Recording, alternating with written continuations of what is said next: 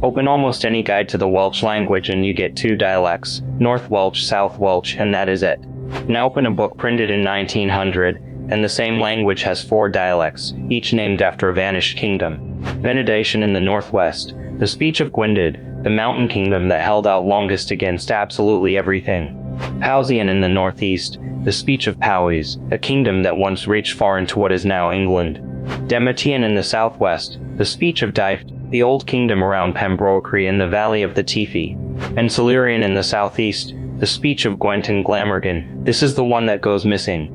Look at that list again. Two of those four names sit in the east, pressed hard against the English border. The modern map gives you north and south. The old map had east and west as well, and the east has gone. That is the missing half, not a rounding error, not a technicality. Roughly half the dialect map of a country. Welsh did not begin at the sea. It ran east to the Severn and the Wye, across ground that is now entirely English-speaking. So when somebody tells you Welsh splits north and south, what they have described is the Western Remnant, top and bottom. The question is how that happened, and why nobody wrote the Eastern dialects down while there were still people speaking them. In 1900, John Rhys and David Brynmor-Jones published a book called The Welsh People, and they did something unusual. They drew a line. Rhys was the first professor of Celtic at Oxford, a Cardiganist man who had listened his whole life. He put the northern limit of the Demetian dialect at a small stream called the Line At Llanrhystud on the Cardigan coast. That is not a county line or a mountain range. It is a stream you could step across in walking boots. And that is the point. Dialect boundaries in Wales are not tidy. They wander through parishes and cut villages in half. Rhys also named the southeastern speech Silurian, after the tribe the Romans fought across Gwent and Glamorgan. He was reaching for ancient identities because the newer ones, county names and chapel districts, did not match how people actually spoke. A farmer near Llanrhystud said one thing for milk pail, or grandmother. A farmer 8 miles north said something else. Multiply that by 1,000 words and you get the real map, dense with lines that refuse to agree with each other. Rhys had made his first attempt at these divisions in 1897, 3 years before the book itself appeared. For a language with this much written history, that is astonishingly late to start mapping the way ordinary people speak. And by then, along the whole eastern edge of the country, there was already very little left to map. Here's where most tellings go wrong. They say a bishop's Bible united the Welsh dialects back in 1588. William Morgan's translation did something enormous, but uniting the spoken dialects is not it. Nobody suddenly started talking like the Bible. What it did was hand Wales one written standard, a literary language that every pulpit in the country could use. For 300 years, a child in Gwent and a child in Angles heard the same sentences read aloud on Sunday. That is why Welsh survived as a public language at all. It had a prestige form, and it had readers. But it also created the yardstick. From then on, every local way of speaking got measured against the printed page. Say something the Bible does not say and you are speaking dialect. Say what the Bible says and you are speaking Welsh. That framing quietly taught people their own speech was the deviation, which is a very bad way to keep a dialect alive. It also meant scholars had a standard to study, and felt far less urgency about recording quarries, farmyards, and kitchens. The literary language looked permanent. The spoken ones looked like noise around it. Only one of those assumptions turned out true. Meanwhile, the border kept moving, not with armies now, but house by house, market by market, school by school. By the time anybody thought to send a field worker east, the people who spoke Eastern Welsh were mostly in the churchyard. Welsh dialect Tafele has a strange hole in it. Very few scholars ever tried to divide the country into distinct speech areas. The serious attempts come down to three: Rhys, then Trebitsch, then Alan Thomas, spread across roughly 80 years. Rudolf Trebitsch came from outside Wales entirely, working in the years before the First World War, and produced his own scheme. Alan Thomas came back to the problem in 1973, and again in 1980 with modern fieldwork behind him. 3 attempts, and here's the thing, their boundaries argue with each other. The lines simply do not line up.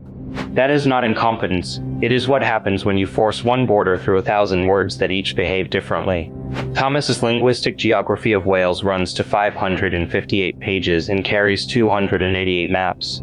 It tracks around 1,000 regional words, where each one stops where the next one starts, parish by parish. That is the true map of Welsh, 1,000 overlapping lines, thickening in places into something you could call a border. And when Thomas's team went to survey the southeast in the 1960s, they hit a wall no map can fix. In the Far East there were no local native speakers left to record, none at all. The dialect had no living witnesses. You cannot draw a boundary for Eastern Welsh. because the evidence you would need to draw it died before anyone asked. So how did the East empty out? Not in one collapse. It drained quietly generation by generation from the border inwards. The census catches it in motion, and the sharpest picture in the whole record comes from Montgomeryshire in 1911. One county, take a rural district on its western edge, and count how many people there spoke only English per thousand. 28 per thousand. Almost everybody still had Welsh. That is a Welsh-speaking countryside by any measure you like. Now go to Forden, on the eastern edge of the same county, 895 per thousand. Same county, same roads, same market, same chapels, one end almost entirely Welsh, the other end almost entirely not. That is not north against south, that is west against east, and it is the steepest cliff in the entire dynasty. Push that cliff a few miles west every generation and you arrive at today's map without anybody ever announcing it. The Eastern dialects went the way most dialects go. No last stand, no recording session, just fewer people every decade. Nobody sat with the last speaker of the Welsh of Radnorth and wrote down how she said hedge or lamb or Tuesday. What survived was the western half, and the western half splits neatly, almost helpfully, into a north and a south. Two dialects then, not because Welsh has two, but because those two still had speakers left to survey. There has been a Welsh language question in the census since 1891, which makes this one of the best documented languages anywhere. That first count returned 920,389 speakers across the country. The recorded peak came 20 years later, 977,366 speakers in 1911. And here's the trap in that peak. It was only 43.5% of the population. 20 years earlier, with fewer speakers on the books, the share had been 54.4%. Wales was filling with people faster than it was making Welsh speakers. The peak and the decline arrived together. The 20th century low came in 1981, at around 503,500 speakers. Then 2021, 538,300 speakers aged 3 or over, 17.8%. That is the lowest percentage ever recorded in a census. In the same decade, Welsh medium education kept expanding. But hold that number lightly, because at the same moment another official survey said something completely different. The annual population survey put it at 884,000, 29.2%, a gap of roughly 300,000 people, and the survey ran higher in every single one of the 22 local authorities. Two government instruments, one country, 1 year, wildly different answers because a form and a doorstep asked the question differently. The latest survey figure for the year to the 30th of September 2025 is 828,500. That is 26.9%. Down 0.7 points on the year before, still sliding. Underneath the totals, the geography keeps shifting. Quindid returned 64.4% in 2021.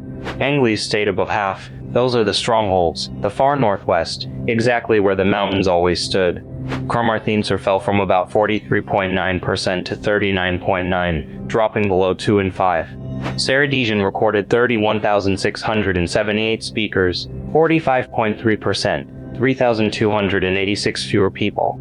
And Cardiff, the Anglicist capital sitting in the Old Silurian southeast, went up by 1.1 points. Read that pattern carefully. The language is thinning in its heartlands and thickening in the cities that lost it first. Now the strangest inheritance in this whole story, and it did not come from Wales, it came from Patagonia. Welsh settlers sailed to Argentina in the 1860s and kept the language working in a valley on the far side of the world. Traditional Welsh counting works in 20s. The numbers get long and beautiful and genuinely difficult to teach to a class. The Patagonian communities used a plain decimal system instead, 1/10/6 rather than 1/15, and it stuck. That system traveled back to Wales, and it is now what children learn in school for sums and telephone numbers. A feature carried by settlers in South America now shapes how Welsh child counts in a classroom in Bangor. Which tells you dialects are not decoration, they carry working parts of a language, and when they go, the parts go too. So back to the map. 4 dialects named for 4 kingdoms, 2 of them pressed against a border that never stopped moving. Powsian and Silurian did not merge into anything, they were not absorbed, they stopped in villages that now speak only English. What remains is Venetian and Demetian, the 2 western dialects, and we call them north and south because that is what is left. The 2 dialect map is accurate, it is just not a description of a language, it is a description of a retreat. Every list that opens with north versus south is quietly reporting a loss, and almost nobody reading it knows that. So here is the question, which lines on the maps you use every day are really the edges of something already gone?